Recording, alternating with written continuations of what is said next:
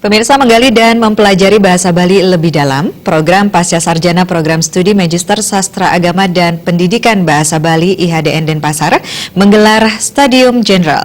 Acara tersebut mengambil tema kebertahanan bahasa daerah di era digital dengan menghadirkan dua narasumber yang berkompeten di bidangnya.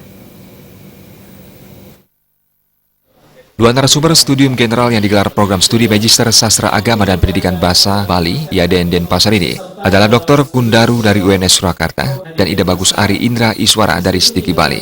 Salah satu unsur kebudayaan adalah bahasa dan sastra sebagai salah satu kekayaan kebudayaan daerah dan bangsa yang sangat penting dalam menjaga dan melindungi kerukunan serta persatuan dan kesatuan bangsa. Wakil Direktur Pasca Sarjana IHDN Denpasar, Dr. Nyoman Yoga Segara mengungkapkan, perkembangan dan kemajuan teknologi memicu transformasi dunia yang sangat pesat. Tema ini sengaja dipilih karena berdasarkan masukan dari berbagai pihak dan hasil diskusi yang telah dilakukan program Pasca Sarjana, muncul keinginan untuk menindaklanjuti diskusi. Bahkan tahun depan, IHDN Denpasar berencana akan menggelar konferensi bahasa daerah secara nasional untuk menindaklanjuti apa yang telah dilaksanakan sejak awal. Ada dugaan bahwa bahasa daerah itu sudah tidak diminati. Bahkan yang lebih radikal, ada dugaan bahwa bahasa daerah itu akan mengalami kepunahan.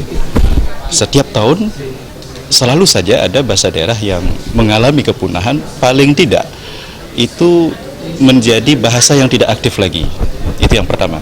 Yang kedua, sekarang ini kita sedang memasuki industri 4.0, sehingga segala sesuatunya itu mengalami digitalisasi.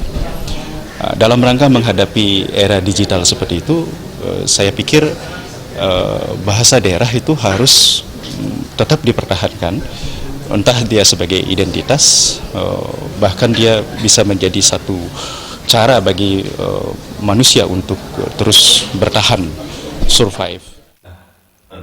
Hal yang lebih penting dalam pengambilan tema studium general ini yakni, pertama, bahasa daerah tersebut tidak diminati, bahkan yang lebih fatal bisa mengalami kepunahan. Kedua, saat ini dunia telah memasuki era globalisasi dan digitalisasi sehingga bahasa daerah harus tetap dilestarikan. Ketiga, bahasa daerah ini harus tetap mengalami transformasi, namun tidak bisa lagi dilakukan secara konvensional untuk mempertahankan bahasa daerah, terutama di kalangan generasi milenial dewasa ini. Terima aja Bali TV.